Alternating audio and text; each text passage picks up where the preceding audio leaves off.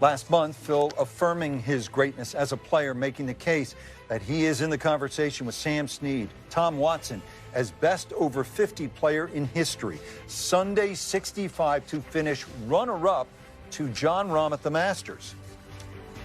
Mickelson, the second oldest top 2 finisher in major history, behind Watson, who was within a yard of producing the most amazing golf story of all time. Had that approach at Turnberry in '09, flush off the middle of the face, landed a yard shorter.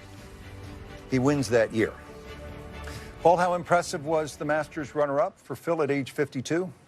It was unbelievable. It really was unbelievable. This is a guy who had absolutely no form whatsoever, who was at the front of everything that went on in golf, front and center of everything that went on, quoted as saying, you know, stuff that went down, and in all kinds of ways he's got himself into massive trouble. He disappeared off the face of the earth. Nobody knew where he was. He came back. His golf was lousy. He looked down. He looked downtrodden. Everything looked like this is the end of Phil. We're not going to see him anymore. And then out of nowhere, he comes and has this performance.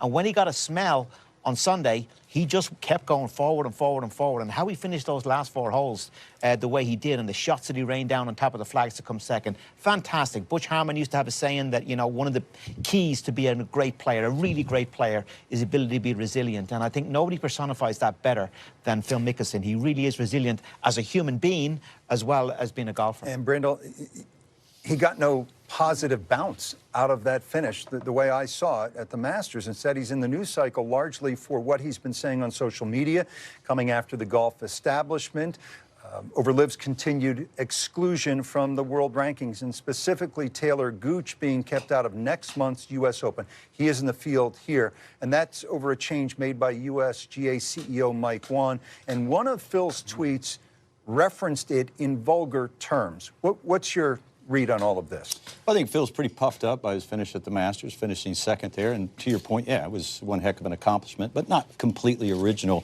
given the venue there. It's, you know, that place has been very kind to players out of form. 95 Masters certainly comes to mind with Ben Crenshaw, 86 Masters with Jack Nicklaus, in the late 70s with Hogan. It turns back the clock, certainly, and that golf course is very forgiving. But he's emboldened by that finish, no doubt about it. Hey, he's still trying to take credit for the changes of the PGA Tour, credit that I think deserves to go to Tiger Woods for elevating the stature of the PGA Tour and professional golf to a massive global scale and economic impact to countries that want foreign investment. He has mastered, I would say, Phil Mickelson has mastered the public art in which self-righteousness congratulates the celebrator.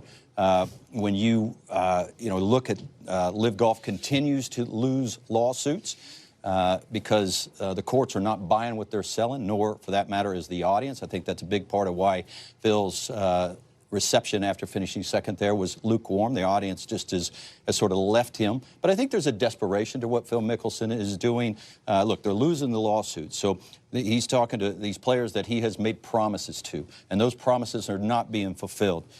So I'm sure he was telling all of these players that they could have their cake and eat it too, that they could break the rules and still break the bank. And then there's more desperation, I think, that's being sort of poured on the spectacle that is Phil Mickelson with the impending release of Billy Walters' book. It's coming out August 22nd. In that book, I have no doubt that Billy Walters is going to spill the beans and connect the dots as it relates to Phil Mickelson being implicated in insider trading. Insider trading implication, by the way, that led to him having to give all of the money back. And at a time when it was for him to face the music, he abandoned a friend. So you put all of that together, and I think that leads to the chirpiness of Phil Mickelson. That leads to the fact that as it relates to his Twitter retorts, he's kind of lost his mind. Remember, it wasn't that long ago when people would occasionally talk about Phil as analogous to this era's Arnold Palmer. Now, just try to imagine Arnold Palmer tweeting something like Phil Mickelson. He's completely lost his way. Maybe not on the golf course, but in every other way. Paul, with respect to the world rankings, does he have a point? Why or why not? Yeah, I think he does have a point. I think the world rankings, I'm not going to call them a mess, but they're not far off it at the moment. Obviously, with the guys going to Live, it's kind of undervalued everything that's gone on in the world rankings. I think for me personally, major championships should have the best fields in them. Certainly some of those best players are on Live.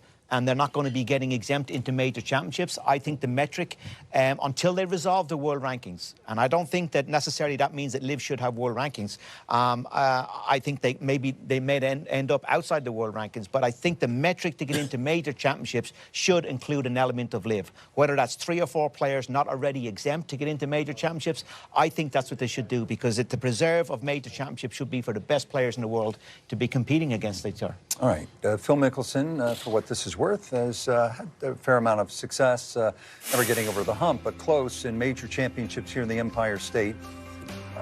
Tiger was too good at Bethpage Black. Phil made late mistakes at Shinny in 04 with Goosen winning. Wingfoot infamous in 06, and that would have sent Phil to Liverpool with a chance for 4 majors in a row. The Mickle Slam, Tiger won at Liverpool. More heartbreak at Bethpage in 09 with Lucas Glover winning.